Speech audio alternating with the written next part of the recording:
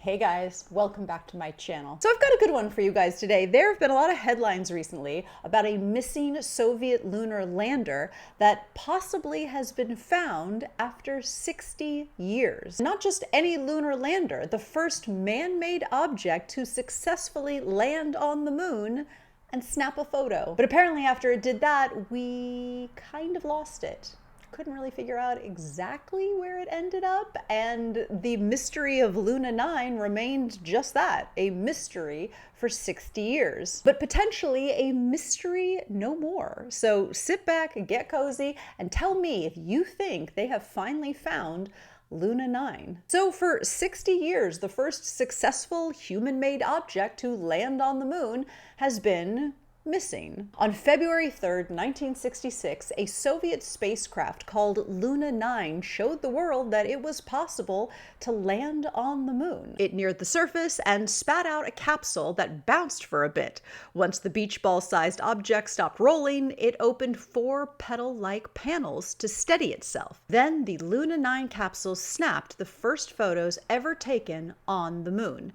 And let's take a moment to appreciate how incredibly groovy and sci-fi this space capsule is. They just do not design them to look like this anymore. Anyway, at the time, this mission was a very big deal as we were knee-deep in a space race to the moon with the Soviet Union, and this was yet another first where the Russians beat the Americans. 3 years later, Apollo 11 makes history with the first humans on the moon, but in 1966, that outcome was not exactly certain, and Luna 9 was a big part of that. However, a few days after it landed, the lander's batteries died, and it stopped sending data back to Earth. And its exact location has remained a mystery, lost to the early space race. However, researchers now may have found it. Using an advanced machine learning program, an international team of scientists believe that they have finally narrowed down a list of finalists for Luna 9's location,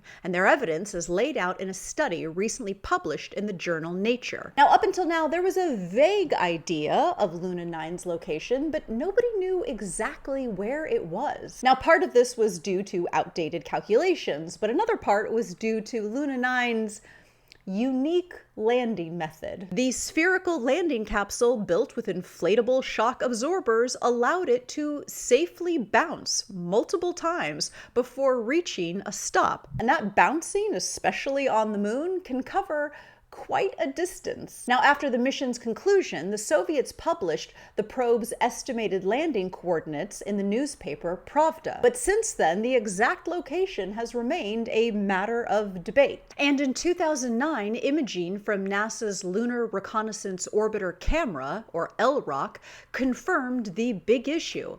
Luna 9 wasn't where it was supposed to be.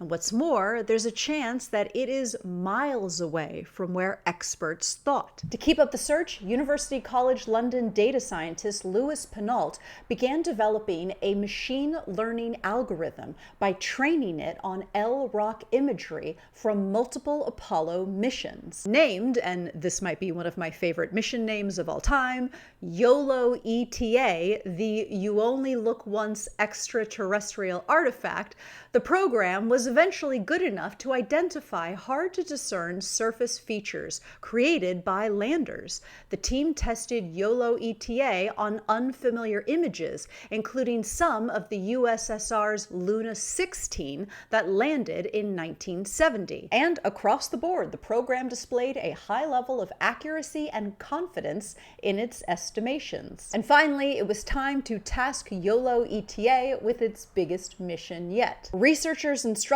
it to scan a roughly 3 by 3 mile Luna 9 landing area listed in Pravda's article. YOLO-ETA returned with multiple possible locations worth a closer look, each one displaying potential signs of an artificial lunar lander disturbance in the lunar soil. For example, in this image from LROC, YOLO-ETA initially detected spacecraft hardware here in the spot marked A, and this location is approximately 5 kilometers from the reported landing site of Luna 9. However, the spots marked B through E triggered detections by the model under differing illumination conditions. These multiple sites kind of make sense because, according to the paper, the spatial distribution of these features is broadly consistent with expectations from the Luna 9 landing sequence. Historical accounts indicate that the main spacecraft jettisoned its side modules and inflated an airbag-encased capsule roughly 5 meters above the surface. The lander's stabilizing pedals and antennas were deployed a few minutes after touchdown, and the separated flight stage likely impacted 100 to 200 meters downrange once its Vernier engines ceased firing. The multiple detections by YOLO-ETA within this distance range could plausibly correspond to the lander and its ejected components. And this isn't the only proposed landing site. Another location comes from science communicator Vitaly Egorov, who runs a blog about space. He has been hunting Luna 9 for about 8 years, and recently he recruited his blog readers to help him scour data from LROC. Now, as I'm sure you can tell, LROC's images are not high enough resolution to directly see Luna 9, which is only about 2 feet across. But using a combination of crowdsourced information in which viewers look for odd pixels within a 62-mile-wide target area and the LROC Quick Map, which provides a virtual view of what it's like to walk on the moon's surface, Egorov believes he's stumbled upon Luna 9's landing site. Egorov told the New York Times that one day the landscape looked familiar.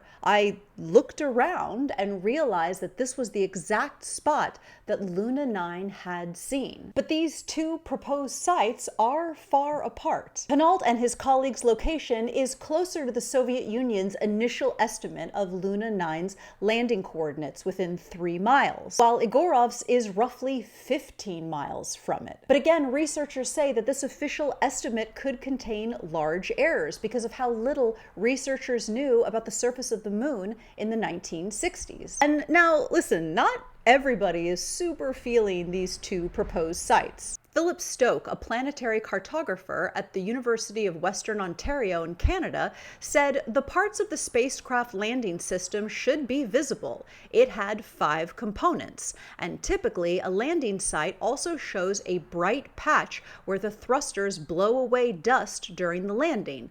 I am not convinced that either of these sites really has good candidates for these things, but Egorov's is better. But luckily, it will not take another 6 decades for either team to know if any of these contenders are correct. India's Chandrayaan-2 orbiter is scheduled to pass over the area in March 2026 as part of its ongoing surface mapping project. From there, researchers will be able to compare their landing sites with the high-definition data, possibly ending a long-time space mystery. And look, the interest in finding the Luna 9 lander is not just being the guy that found a missing lander. The lander itself can still provide crucial data, according to Alexander Basilevsky, a geochemist at the Russian Academy of Sciences. He said the most important thing is locating these artifacts to understand how materials change after decades of exposure to the lunar environment. And since we've got a lot of plans for a permanent moon base in the next decade, finding an artifact that's been up there for 60 years is maybe not such a bad idea. So what do you guys think? Do either of these feel like possible landing sites for Luna 9? And I get what Basilevsky is talking about in terms of the crucial data that could still be on the lander, but also I just kind of think it would be cool to find it. And yes, for those of you wondering, Luna 9 is thought to have landed hundreds, if not thousands of kilometers from the Apollo landing sites. So that's why the astronauts did not stumble across it. But I'm sure if they did, they'd be like, what is this incredibly groovy sci-fi looking thing? That's what I'd be saying. Okay, that's it for now. Thank you so much for watching, guys. And as always, I will see you in the next video.